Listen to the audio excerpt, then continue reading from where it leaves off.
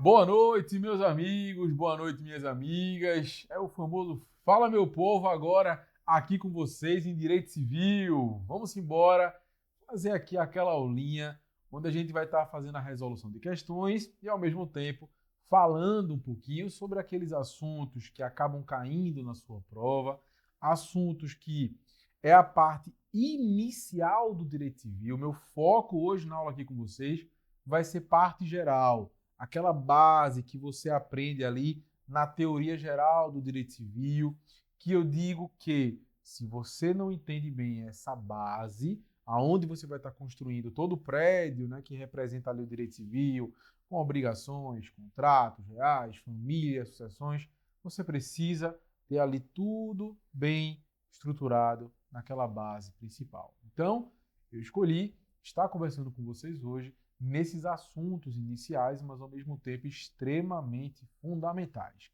Então, iniciando aqui a nossa aula de hoje, já deixa aqui no chat o seu olá, seu boa noite. Me diz de onde você está assistindo esse vídeo, porque isso aí é muito importante para a gente. E claro, se quiser trocar uma ideia, quiser conversar comigo sobre direito civil e também sobre o tão querido direito empresarial, aqui, ó, opa, lá de cá. Vai lá e manda uma mensagem no @marcoscoimbra para a gente estar conversando sobre direito civil, direito empresarial. Será uma satisfação imensa conversar com vocês. E claro, se você estiver assistindo essa transmissão, também faz o registro, me marca lá. Eu vou ter o maior prazer de repostar essa foto. E claro, a gente criar aí a nossa conexão nos nossos estudos. Beleza, minha gente? Desconsidere aqui, o professor está meio queimado do sol, mas é bom que a gente já inicia aqui a semana praticamente, no segundo dia da semana, mas é o início ainda, o da alma já fez o download no corpo, então a gente vai agora falar sobre direito civil. Bom, primeira questão que eu trouxe aqui para vocês, a gente vai falar o seguinte, tá? Qual vai ser a minha temática, a minha proposta para hoje? A temática a gente viu que vai ser a parte geral do direito civil, e qual a minha proposta? Eu vou trazer para vocês questão, vou comentando letra por letra da questão, e vocês vão ver que tem um espaço. Quem me conhece sabe que eu sou muito mnemônico, eu gosto muito de mapa mental. Sempre foi algo que me ajudou muito nos meus estudos. Então, eu vou trazer para vocês também alguns mapas mentais. Eu acredito que isso vai facilitar muito o nosso caminhar, o nosso desenvolvimento aqui na nossa disciplina, tá bom? Então, vamos lá. Primeira questão. Galera, segundo o dispositivo no Código Civil, as organizações religiosas têm natureza jurídica de. Eu gosto muito de trazer sempre essa parte que envolve organizações religiosas, porque normalmente é algo que cai.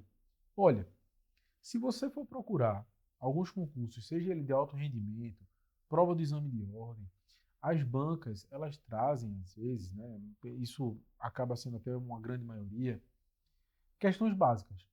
Por quê? Por conta da quantidade de disciplinas. O assunto, ele é extenso.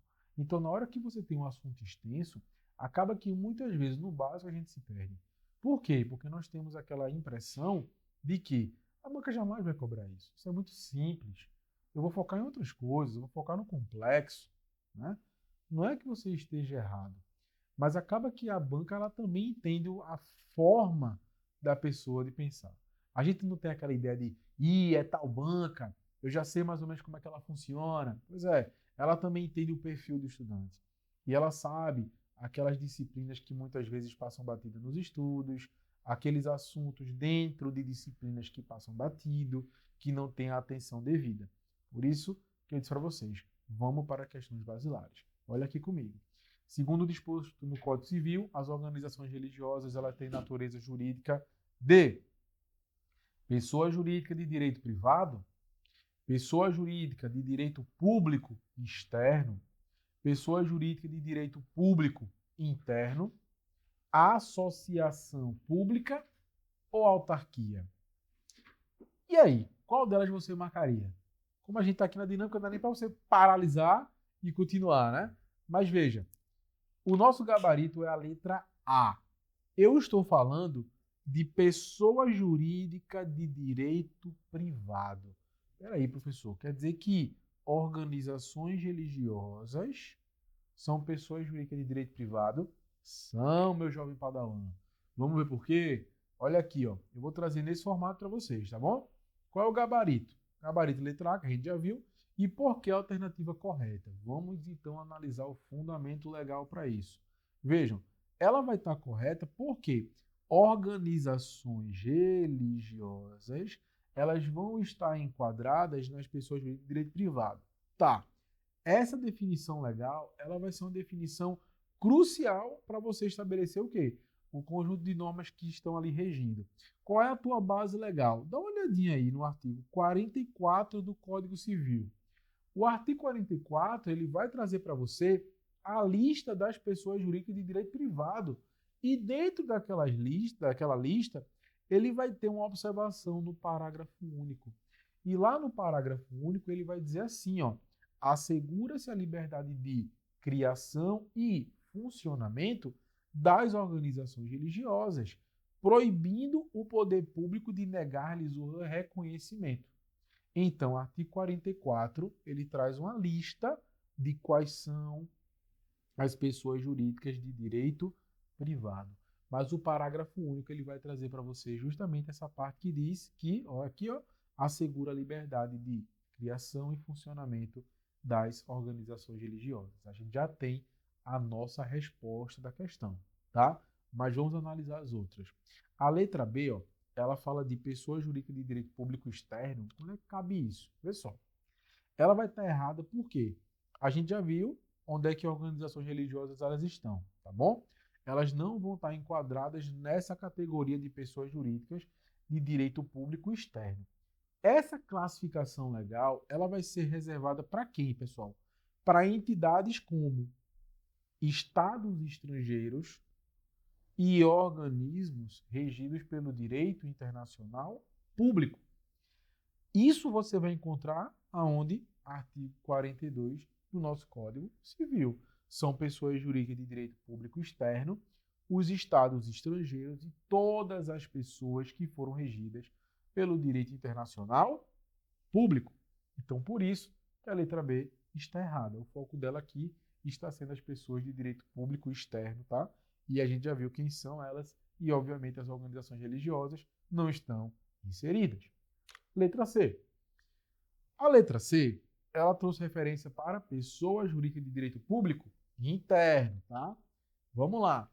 Nesse caso, a gente já viu, ó, religiosas não são classificadas, porque vai estar lá no outro artigo. Só que aqui, ó, essa classificação, ela também é específica para a administração pública. E ela vai estar abrangendo quem aqui, professor? Ela está abrangendo a União, estados, Distrito Federal, municípios e as autarquias. Fundamento legal, artigo 41 do Código Civil. Pessoa jurídica de direito público interno, União, Estado, municípios, distrito, autarquia.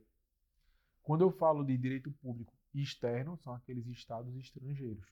Beleza? A gente já matou essa aqui também. A associação pública, letra D. A letra D vai estar errada por quê? Nesse caso aqui, ó, cadê? São pessoas de direito público, tá. As primeiras, ó, cadê? As organizações religiosas não são classificadas como associações públicas, beleza? Porque essas últimas são pessoas de direito público, ok. As primeiras são de privado. Ele só trouxe aqui uma diferençazinha. Vamos para cá. Qual é a lista que eu estou analisando aqui? A lista de pessoas jurídicas de direito público interno, ela que englobaria as associações públicas, ela vai ser dada também, ó, pelo artigo 41, certo? Do nosso código, que incluiu, ó, União, Estado, municípios e outras entidades públicas criadas por lei, como é o caso da associação pública. Então, ela está regida também pelo artigo 41. Belezinha? Belezinha. Autarquia. Olha aí, ó. A gente escuta muitas pessoas, né? Fala minha autarquia. Falo muito isso com minha amiga. Quando ela me liga, eu digo, diga minha autarquia humana. O que é que você manda, né? E ela vai estar errada por quê? Novamente eu trago para vocês. Organizações religiosas não são autarquias. Organizações religiosas não são autarquias. Pessoal, as autarquias, elas são o quê? Uma dica para você, tá? Quando eu estou estudando direito civil, que vem lá, autarquia, associação, várias coisas diferentes, é a mesma dica que eu vou dar para você, que é meu aluno de direito empresarial. Peraí, professor, não venha pesar o clima aqui, não? Tô pesando, não. Fique tranquilo. Venha na maciota. Eu tô falando o seguinte, jogador. Quando eu vou falar para vocês de direito empresarial, principalmente societário, eu sei, né? Doeu na alma. Calma que vai ter o dia que eu vou falar aqui com vocês na live de societário. Cada coisa na cada coisa. Societário, você tem que montar as pessoas, não é isso? Se eu estou falando de comandita simples, comandita por ações, anônima, limitada, são pessoas jurídicas, são pessoas que têm uma personalidade própria. Seu amigo, Mariazinha, Joãozinho, Beto, Júnior, cada um tem uma personalidade. Quando você fala o nome da pessoa, você não já tem os traços dela na sua cabeça? Sociedade vai ser a mesma coisa. Mas tá bom, deixa eu voltar para o civil. No civil, quando alguém fala para você sobre autarquia, fundação, associação, entenda como se fosse uma pessoa. Qual é o traço da associação? Qual é o traço da autarquia? Você não esquece mais, não. Você não esqueceu Carminha? Quando Carminha tocava o terror e tufão? Então você agora tem que lembrar, minha gente. Lembra, bota no juízo. Porque é isso aí, você leva pro resto da sua vida. Ah, mas eu sou penalista, professor. Vou falar de penal não, porque penal é do chefe, né? Mas assim, você não vai criando lá as questões? Vai criando, pô, são pessoas. Direito civil, direito empresarial, quando a gente fala de pessoa natural, pessoa jurídica, poxa, vai criando essas pessoas, essas identidades na cabeça. Você não esquece mais não, é que nem estudar história. É a maneira mais prática de você lembrar, beleza? Então vamos agora entender qual é o traço de uma autarquia. Essa autarquia, ela é o quê? A autarquia, elas são entidades, ó. São entidades administrativas autônomas com funções estatais.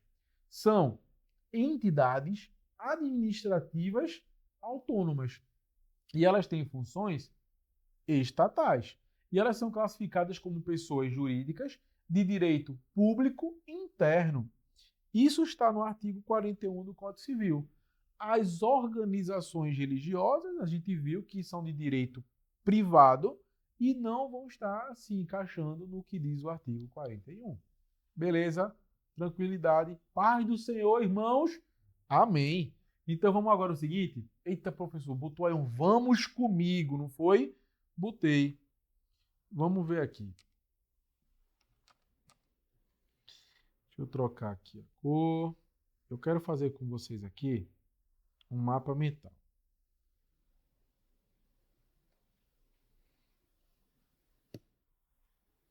Cadê aqui? Como é que eu troco a cor? Bom, vamos por aqui mesmo. Não estresse não. A gente bota aqui assim, ó.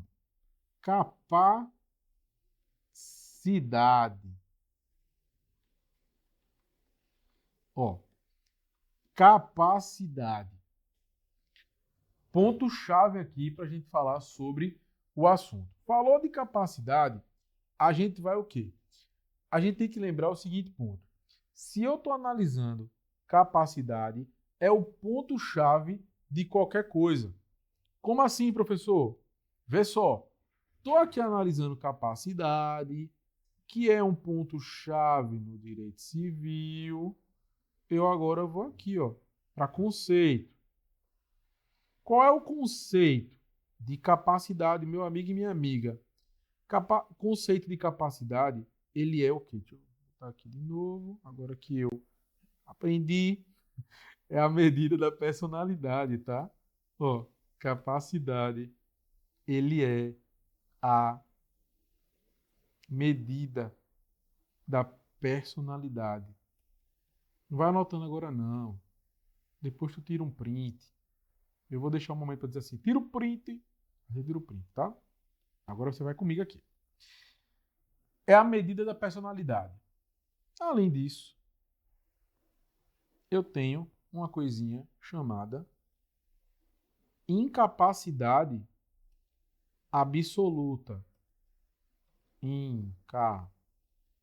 Incapacidade absoluta.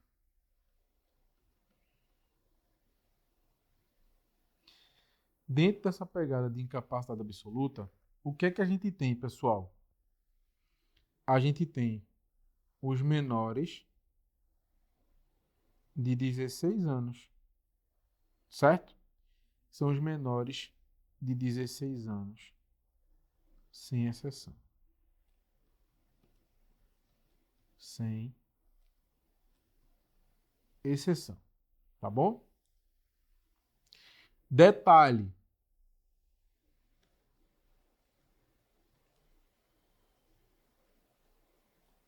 Atenção. Qual a observação que eu trago aqui para vocês? Eles estão sujeitos a uma representação. Estão sujeitos à representação. Beleza?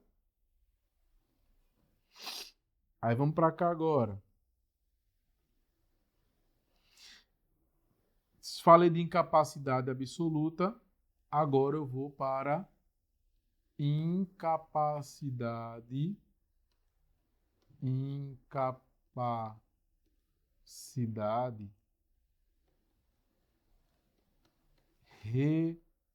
relativa.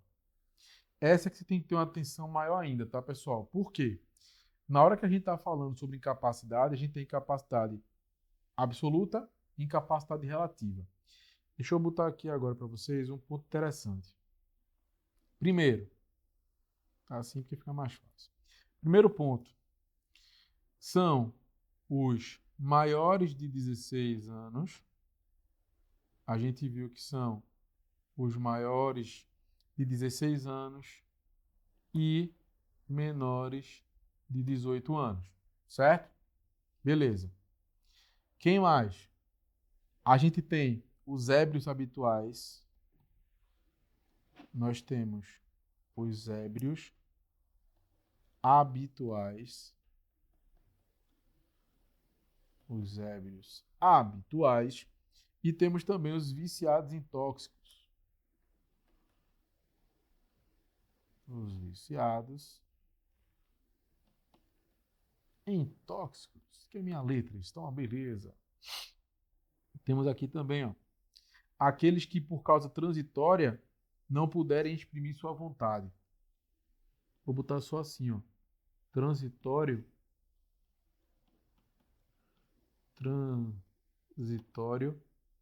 vontade, tá? Outro ponto aqui, ó. Eu tenho mais de 16 menos de 18, ébrios habituais, viciados em tóxicos, aqueles que têm ali perda de vontade transitória, os pródigos,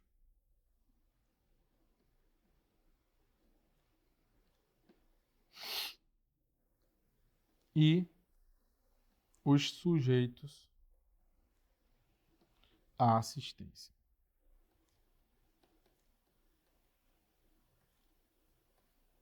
E sujeitos à assistência. Uma observação que eu trago para vocês, que inclusive foi um ponto do último exame de ordem, segunda fase, é quando a gente fala sobre pessoa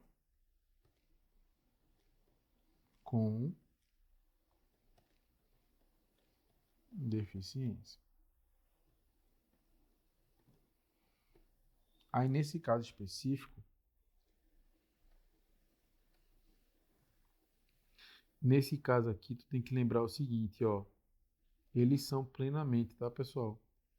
Eles são plenamente capazes. Esquece isso não, poxa. São plenamente capazes. Ou seja, não são absolutamente nem relativamente. Não são absolutamente nem relativamente. Certo? E aqui, ó. Cadê? Excepcionalmente excepcionalmente e excepcionalmente se sujeita à curatela.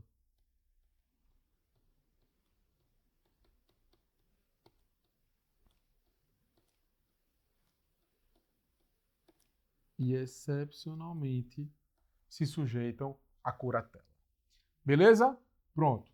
Se quiser, tire o print que o momento é esse. Viu? Pegou aí um resuminho, capacidade, gostou, deu para lembrar? Se caiu na segunda fase de direito civil, aí tem que falar de capacidade. Pô. É o básico. Se caiu na segunda, cai na primeira, cai em concurso. Então, assim, trouxe para vocês aí, resuminho, capacidade. Segunda questão. No que diz respeito aos bens reciprocamente considerados, assinala a alternativa correta. Desde que separados do bem principal, os frutos e produtos podem ser objeto de negócio jurídico. Consideram-se benfeitorias os melhoramentos ou acréscimos sobrevindos ao bem sem a intervenção do proprietário, possuidor ou detentor. Letra C. Em regra, os negócios jurídicos que dizem respeito ao bem principal abrangem as pertenças. São pertenças os bens que, não constituindo partes integrantes, se destinam de modo duradouro ao uso, ao serviço ou ao aformoseamento do produto, deixa tudo mais bonito. São acessórios os bens que, embora reunidos, se consideram de per si, independentemente dos demais. Alternativa aqui, a gente dirigiram, letra D. Como é, professor? Não entendi. Porque, desde que separados do bem principal, os frutos não podem ser objeto de negócio jurídico. Pessoal, olha, frutos e produtos, deixa eu mudar aqui a cor. Frutos, deixa eu bonito, opa, aqui. Frutos e produtos separados do bem principal, eles podem ser negociados, não está em conformidade com o gabarito da banca. E também não está em conformidade. Por quê? Porque o Código Civil ele faz uma distinção bem clara entre esses bens lá no artigo 95. O que é que o nosso Código Civil fala sobre essa situação dos bens separados, dessas questões de produtos e frutos separados do bem principal? Frutos são o quê?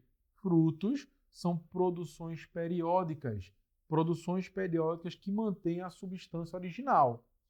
Enquanto que produtos, eles são retirados, eles causam uma diminuição da coisa. Então, a exatidão aqui da proposição, ela depende de um reconhecimento, né, dessa diferença do seu regime jurídico após a separação. Letra B. Aqui a corzinha de novo. Na letra B, ele fala sobre essa questão de benfeitorias e melhoramento, tá? Vê só. Nesse caso aqui vai estar errado, por quê? Porque as benfeitorias, tá? O conceito de benfeitorias, eles falam o quê? Eles envolvem uma intervenção ativa do proprietário ou daquele possuidor no bem. O artigo 96, ele dá um detalhe das diferentes finalidades dessas intervenções. Elas podem se classificar em: eu tenho as necessárias, né? Eu tenho as úteis e tenho as voluptárias. Necessários, o nome já diz, eu tive que fazer, porque eu estava precisando pelo desenvolvimento normal ali da situação, é a conservação. Úteis é porque eu vou melhorar. E voluptárias é o quê? É o recreio, é uma questão que você fez, porque nem era uma necessidade, nem estava ali para melhorar algo, você fez algo só, questão mesmo de um recreio, questão mais pessoal. Então, quando a gente fala sobre essas classificações de benfeitorias, é a NUV, tá bom? Vamos para cá. Letra C. Letra C está falando sobre, em regra, negócio e diz respeito ao bem principal. Negócio jurídico, eles versam sobre o bem principal, o que diverge da banca. Vamos lá. Ó. Aqui, cadê? As pertenças não sobram por presunção do negócio. Vamos para cá. O que são pertenças? Pertenças, no artigo 93 do Código Civil, vão ser coisas que não são partes integrantes, mas elas servem a uma coisa principal.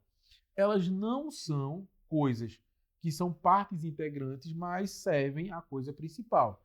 Justamente por não serem partes integrantes, a sua transferência exige uma disposição específica no negócio jurídico. E aí a gente chega no gabarito. São pertenças os bens que, não constituindo partes integrantes, se destinam de modo duradouro ao uso, ao serviço ou ao aformoseamento de outro. Exato. Na letra D, ela define as pertences, né? Cadê? E ela diz aqui, essa definição encontra respaldo no artigo 93, certo? Ipsiliter aqui para vocês. A letra E, ela trouxe a questão de são acessórios. O que são acessórios? Veja, os bens acessórios não são aqueles que se consideram de per si, que são autônomos. Muito pelo contrário, lá no artigo 92 do Código Civil, a gente tem que o bem acessório é aquele cuja existência pressupõe do principal. Logo, a definição vai estar o quê? Invertida. Ele trocou aqui a situação, certo? Por isso que a questão, a letra E, está errada. Vamos para cá agora? Vamos falar sobre outro teminha que normalmente cai aí para vocês, chamado emancipação. Emancipação.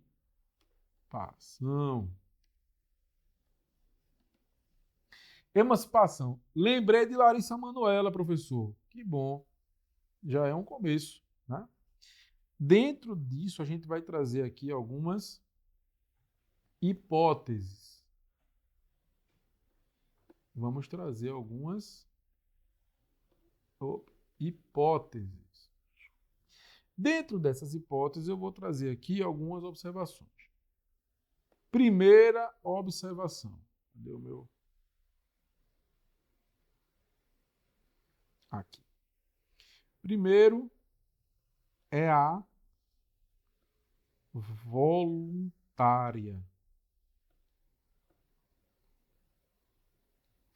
A voluntária, você vai ter que lembrar de quem? De Maria, é horrível. A voluntária, ele vai ter o quê? A concessão dos pais ou de um deles, não é isso?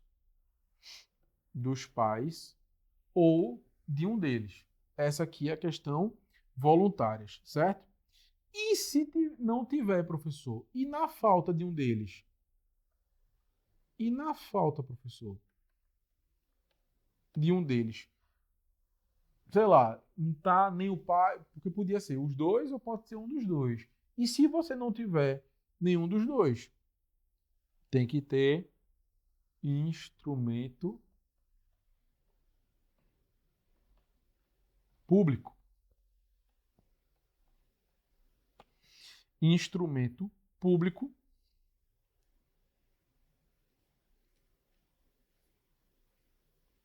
Agora foi. Independentemente de homologação. Independentemente de homologação. Tá bom? Aí vamos para cá para segundo pontinho. Segundo ponto, ele vai falar sobre judicial.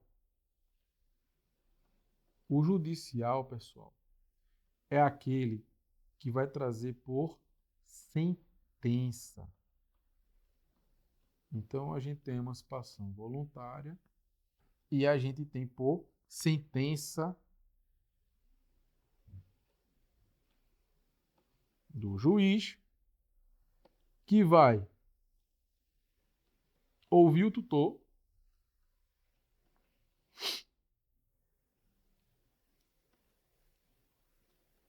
se o menor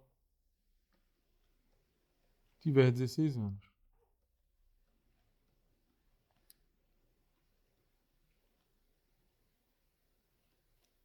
Completo. Beleza? Terceiro ponto, professor. Terceiro ponto.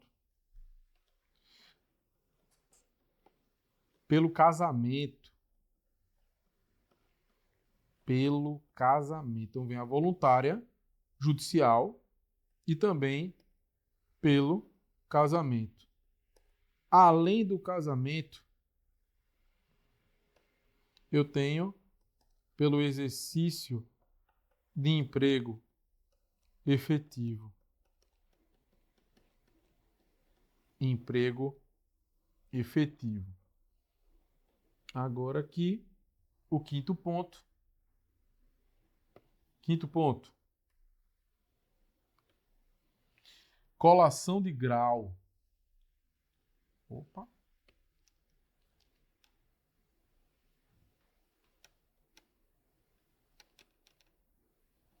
Bom. Pela colação de grau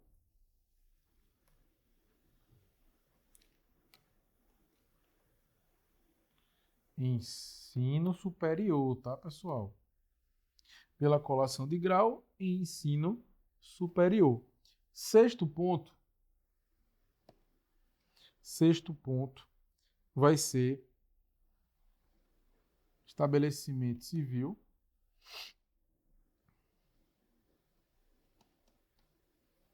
Estabelecimento civil ou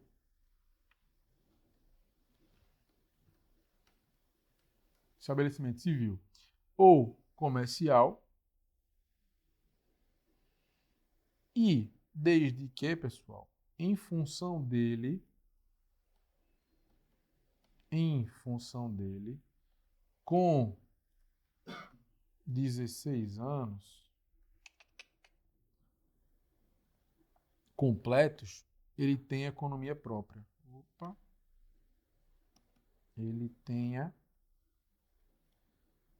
economia própria. E o sétimo e último, sétimo ponto, pela existência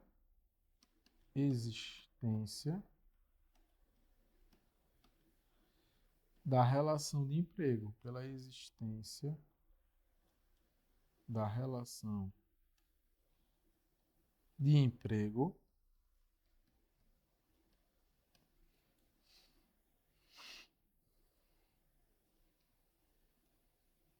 e que o menor, é aquela mesma coisinha, ó, que maior de 16 anos completos consiga se manter, certo?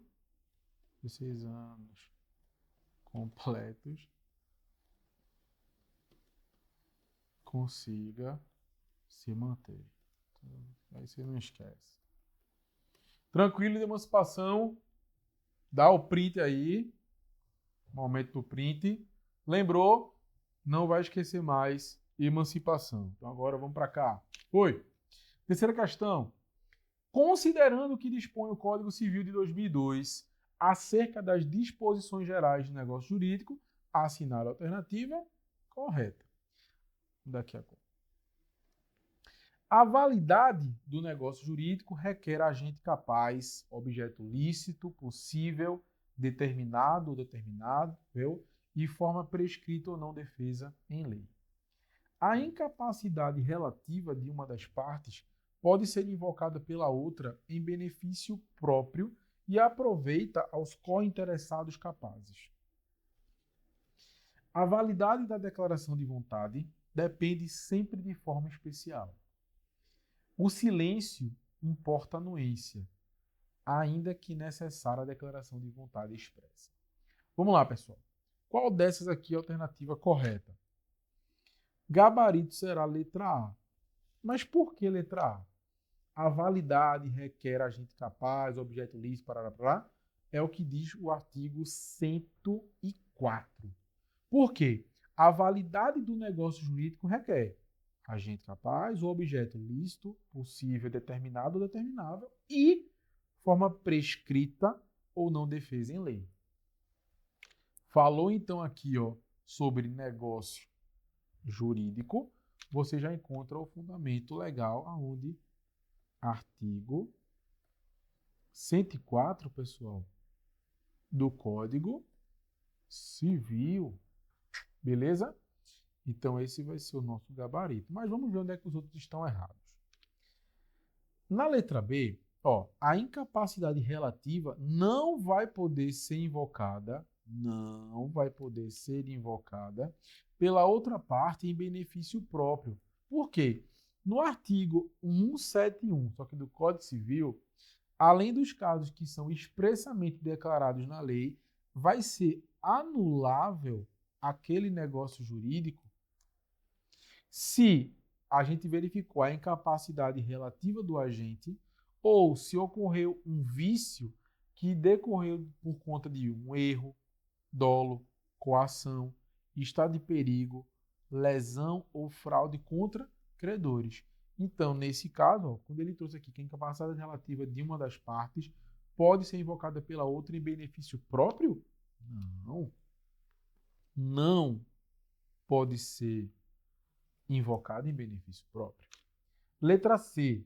Na letra C, ele fala sobre validade da declaração de vontade, que ela depende sempre de forma especial. No artigo 107, a validade da declaração de vontade não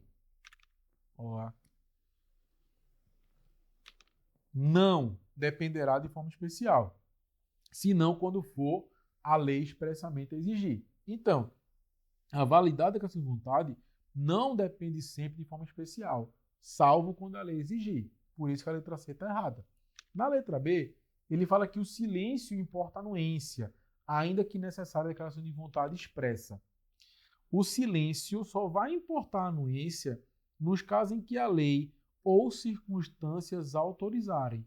Lá no artigo 111, ele diz que o silêncio importa a anuência quando as circunstâncias ou os usos eles autorizarem e não for necessária uma declaração de vontade expressa. Por isso que está errada.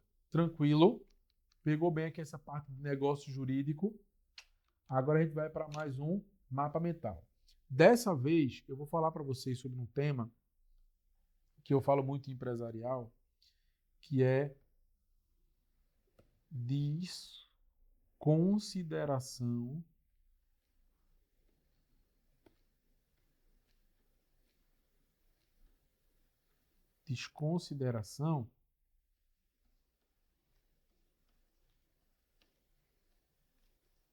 da personalidade jurídica. Vamos lá. Temazinho agora.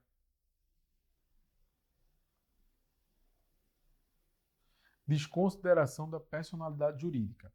Vamos lá. A gente vai falar aqui sobre duas situações.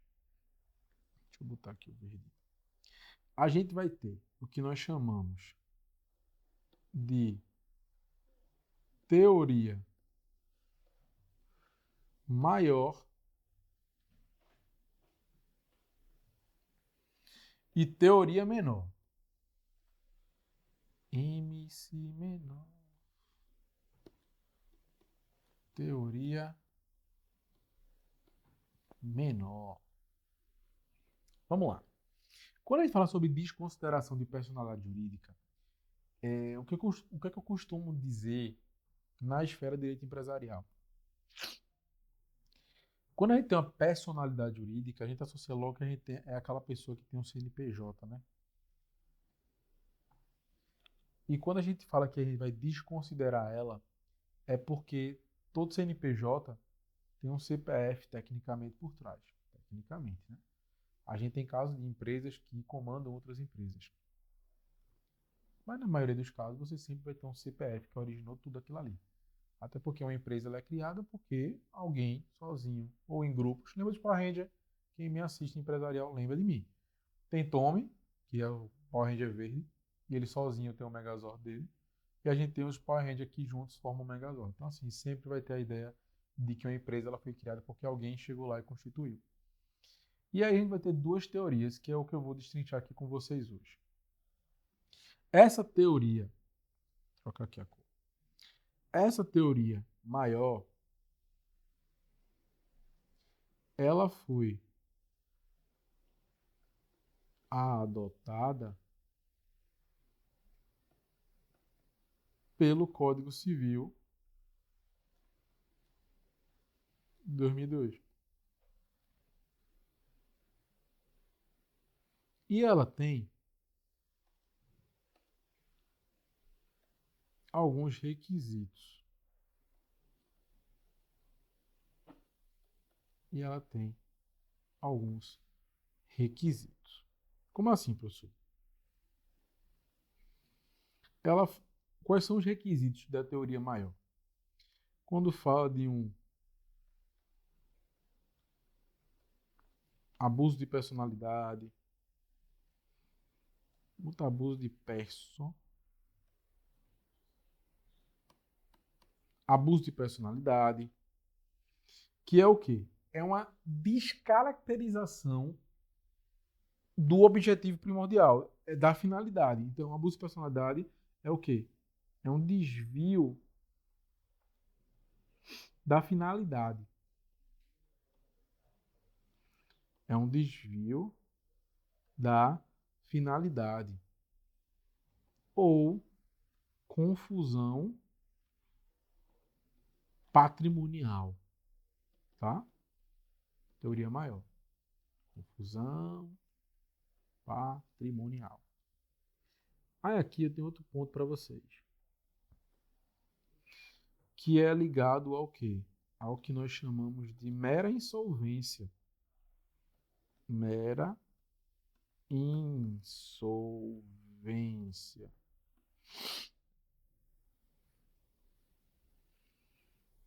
Mera insolvência, ela é insuficiente.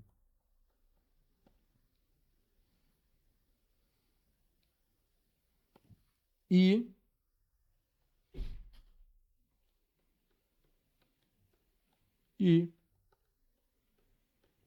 aplica-se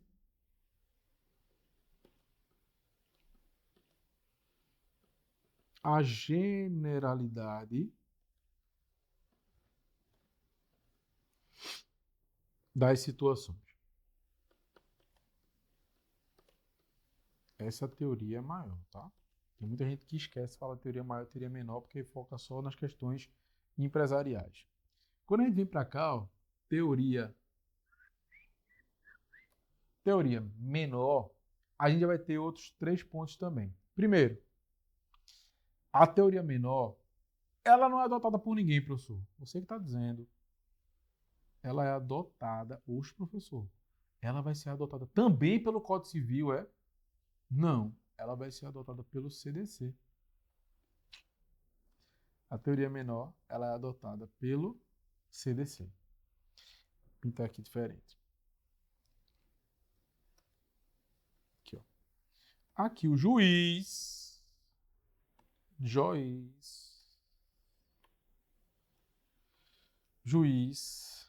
ele pode desconsiderar o juiz, ele pode desconsiderar PJ, personalidade jurídica, né? Ele pode desconsiderar, nesse caso, a personalidade jurídica, vírgula, ainda que não tenha havido confusão, ainda que não tenha havido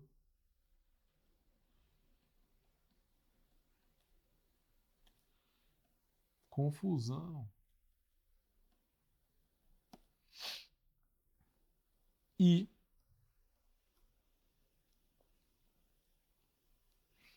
Aí você sabe aqui, né, pessoal? Confusão patrimonial ou desvio de finalidade, tá? Pronto. Aí, nesse último ponto, basta o inadimplemento. Basta o inadimplemento. Basta o inadimplemento. Cadê o vermelhinho?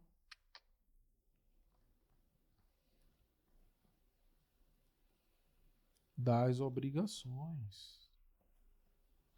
Das obrigações consumeristas, das obrigações tributárias, das obrigações trabalhistas. Aí eu abro aqui, consumeristas, trabalhistas, tributários, tá bom? Olha o momento do print. Desconsideração da personalidade jurídica, teoria maior, teoria menor, quem adota o quê, quais são os casos de cada uma. Ficou certinho? Tranquilo? Vamos para mais uma questão. No que diz respeito aos bens reciprocamente considerados, assinale a alternativa correta. Desde que separados do bem principal, os frutos... Eita, foi a mesma, não foi? Eu repeti aqui para vocês. Cadê? Sim. Repeti aqui para vocês. Mas a gente já viu. O gabarito está aqui. Só que ainda coloquei de uma forminha um pouco diferente. Mas tem estresse não. Vamos fazer o seguinte. Vou para a quinta questão e a gente segue, tá? Com relação à personalidade e à capacidade das pessoas naturais, assinale a alternativa correta. Vê só. Toda pessoa é capaz de direitos e deveres na ordem civil. Ó, toda pessoa é capaz de direitos e deveres na ordem civil. A personalidade civil da pessoa começa com a concepção. Eu gosto dessa pegada aqui, já a gente vai falar sobre essas teorias, né? São absolutamente incapazes de exercer pessoalmente os atos da vida civil os menores de 18 anos de idade. A existência da pessoa natural, ela termina com a partilha de bens deixadas após a sua morte. E se dois ou mais indivíduos morrerem na mesma ocasião, não se podendo averiguar se algum dos comorientes, né, precedeu, comorientes, a gente tem aquela ideia de todo mundo morre na mesma hora. Vamos lá. Presume-se morte primariamente os mais velhos e depois os mais novos. Lembrou aqui? Gabarito, letra A. Vamos destrinchar. Letra A diz que toda pessoa é capaz de direitos e deveres na ordem civil. Olha aí. Toda pessoa é capaz de direitos e deveres na ordem civil, conforme a gente tem no Código Civil. Lá no artigo 1º, toda pessoa é capaz de direitos e deveres na ordem civil. Beleza, é o fundamental, é o primeiro artigo. Segundo, a personalidade civil da pessoa começa com a concepção. A gente já entra naquelas questões, né? Ó, cadê? Lembra que quando a gente estuda na parte de teoria geral do direito civil, teoria da natalidade, teoria da concepção, a personalidade civil começa com o nascimento com vida. Lembra que até para saber, ó, respirou, não respirou, lembra de Galeno, para saber se houve circulação no ar do pulmão, para saber se aquela criança teve ou não teve vida, nem que seja para um segundo. Então, ó, nascimento com vida e não com a concepção. Lá no artigo 2º, ele vai contar que a personalidade vai começar do nascimento com vida, mas a lei põe a salvo desde a concepção os direitos do nascituro. Letra C. São absolutamente incapazes de exercer pessoalmente os atos da vida civil os menores de 18 anos de idade. Absolutamente incapazes, os menores de 18. A gente falou agora sobre capacidade. Não é possível que você errar essa. Falei aqui, ó, os menores de 16 anos, eles são absolutamente incapazes. Ok. Os menores de 18 são relativamente. Lembra daquele espaço entre 16 a 18? Olha, o artigo 3º trata como absolutamente incapazes, né, aqueles que são menores de 16. O artigo 4º, ele vai trazer o quê? os relativamente incapazes. E aí nós temos os maiores de 16 e menores de 18. Então, nesse caso aqui, ó, quando ele diz que os menores de 18 anos são absolutamente incapazes, a gente já viu que ele está errando. Letra D. A existência da pessoa natural termina com a partilha de bens deixados após sua morte. Peraí, pessoal. A existência da pessoa termina com a morte, pô. A partilha, imagina, morreu, tá o inventário da pessoa rolando aí 15 anos. Não, a pessoa não morreu, não. Ela sobrevive com a mente dela viva naquele inventário. Ela não alcançou ainda a alta celestial dela, porque ali vai se contar só no final do inventário. Aí, pô, morreu. Onde é que a pessoa natural deixou de existir? Com a morte e não com a partilha do bens. A partilha do bens, algo posterior, a pessoa já foi, já encerrou o ciclo dela.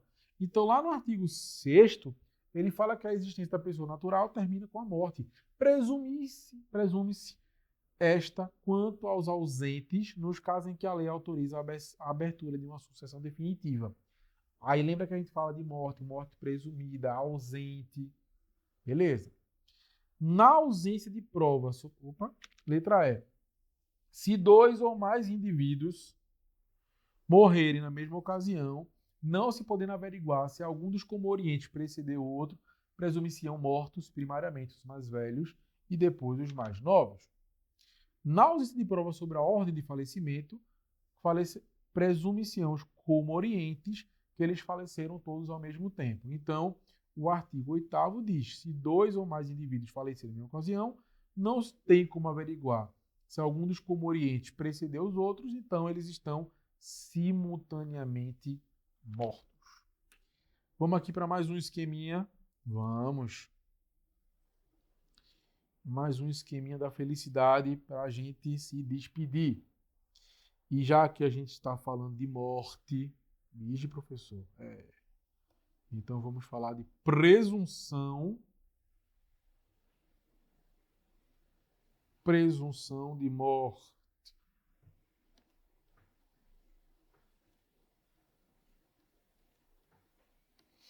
Já que estamos falando de presunção de morte, então vamos falar aqui, ó, presunção de morte. Nesse caso, nós vamos ter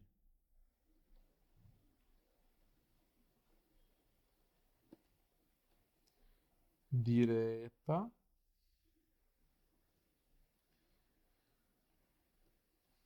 e indireta. Direta ou indireta. Vamos lembrar aqui. Quando eu falo de direta, eu estou dizendo que foi sem ausência. Foi sem ausência.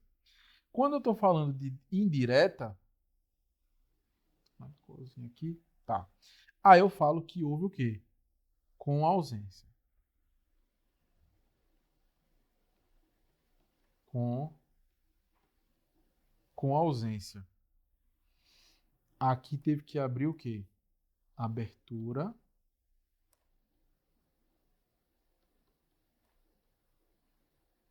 Abertura de sucessão definitiva. Abertura, sucessão definitiva.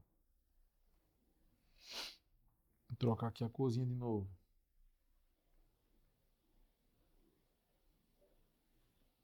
Primeiro ponto. Primeiro passo é muito fácil. Ó, se for, né, nesse caso, se for extremamente provável a morte.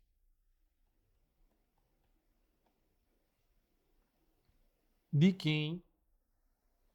quem estava em perigo de vida. Tá? É extremamente. Casos em que, por exemplo, a gente está falando de um acidente aéreo e ali a gente tem extremamente a ideia de que a pessoa faleceu. O cara estava numa expedição, subindo na montanha, caiu uma nevasca. Situações em que é extremamente provável a morte de quem estava em perigo, tá? Outro ponto. Se alguém que foi desaparecido em campanha, desaparecido em campanha, desaparecido em campanha, ou feito prisioneiro, prisioneiro, não for encontrado, não for encontrado até, ia mudar a cor antes, até 2 anos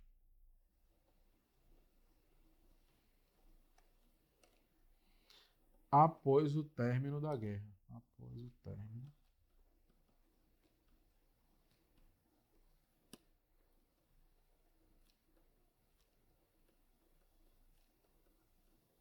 da guerra. Beleza? Direta sem ausência, indireta com ausência. 2 pontos aqui para a gente lembrar sobre a direta. E agora vamos para a indireta. Primeiro ponto aqui, ó. A gente já viu que é o que tem ausência, né? Nesse caso, já vai ser um pouco diferente. Aí, nesse caso, se um pode, nesse não se pode presumir a morte. Nesse caso, não se pode presumir a morte diretamente. Não se pode. Tá bom, só aqui. Por conta que não tem aquelas situações anteriores. Aí vamos para o segundo aqui, ó. Segundo ponto. Quando, professor? Quando, como? Se nesse caso, vou tentar deixar organizadinho aqui. Cadê a cor?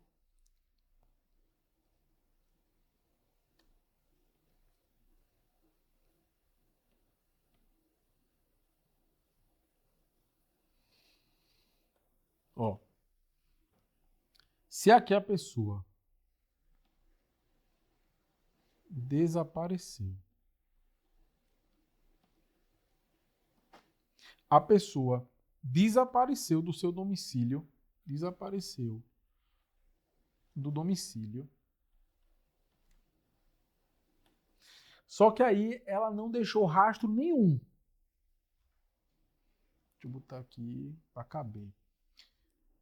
Desapareceu do domicílio sem haver notícia.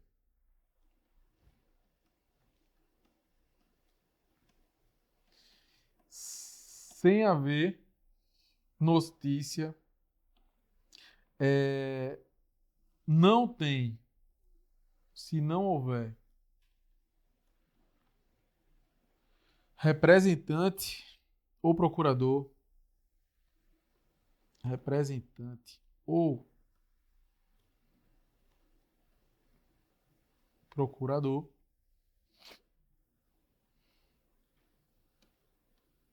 a quem caiba administrar os bens, tá? A quem caiba administrar os bens. E aí tem mais um aqui, ó. Outra observaçãozinha. É que também vai se declarar como ausente. Tá aqui assim, ó. Também se declarar como ausente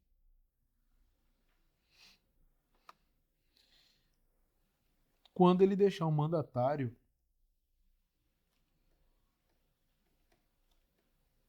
quando deixar mandatário que não queira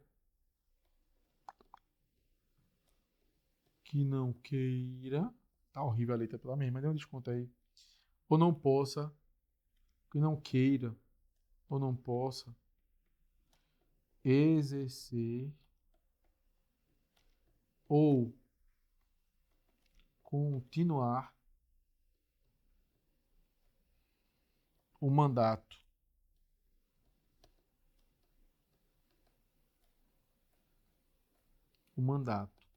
ou até mesmo se o quê?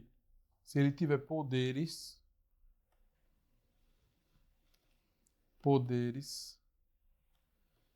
insuficientes.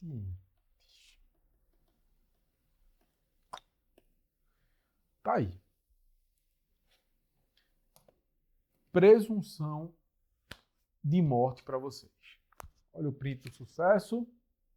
Temos direta e indireta. Quando a gente fala de presunção de morte direta, tem ausência. Desculpa. Presunção de morte direta não tem ausência. Lembra, se eu estou presumindo que a pessoa morreu, se ela é direta, por que minha presunção é direta? Porque as circunstâncias mostram que era impossível ela ter saído viva dali. Pode acontecer, minha gente, de sair? Pode. Mas é o que eu disse. É provável de que a pessoa não esteja mais ali. É uma presunção. Por isso que a presunção já diz a dúvida. Eu não tenho ainda a certeza. Eu estou presumindo. E na minha presunção eu posso ter uma presunção direta ou indireta. Direta, sem ali a ausência. Indireta, eu tenho ausência. Por quê? Eu não posso presumir que de fato a pessoa morreu. Quando isso pode acontecer? Ela pode ter desaparecido do domicílio, não deixou notícia, não há ali de fato um responsável, não um representante, um procurador. E eu também posso ter a ideia de que a pessoa que de fato ali representava não quer mais, não tem interesse ou não tem poder suficiente. São essas duas situações. Bom, trouxe aqui alguns mapas.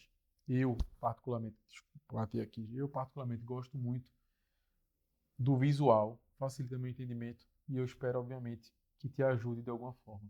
Para você que gosta de treinar questões, trouxe algumas. Temas são simples, objetivos, mas são temas que causam uma confusão. Perceberam que até o artigo 1º o pessoal traz. Normalmente você lê o artigo 1º e nunca mais volta. Pessoal, são as questões básicas. Segunda fase, perguntando sobre capacidade, sabe? Coisas que dá para a gente lembrar, coisas que dá para você chegar e não esquecer isso. Então, bom, esse é meu perfil como professor de Direito Civil de vocês. Eu gosto de trazer questões, mapa mental, conversa, casos práticos para que você consiga lembrar, que você não decore, que você consiga entender o que está acontecendo. E aí, pessoal, fica tudo mais fácil, tudo mais tranquilo. Vamos juntos nessa caminhada.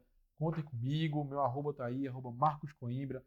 Me adiciona, vamos lá conversar. Se possível, tá aí nessa transmissão, tira uma foto agora. Vou até ficar bonito aqui assim, para você poder tirar uma foto. Pronto, tirou? Ótimo. Vai lá, tira uma foto, posta, me marca, deixa eu te conhecer também. Vamos trocando uma ideia, porque a sua luta é a nossa luta aqui no Jus 21 e a gente tá junto nessa caminhada. Tudo isso aqui é feito para você. Beleza? Valeu, tamo juntos. Um forte abraço e até a próxima com Direito Empresarial, viu? Tamo juntos.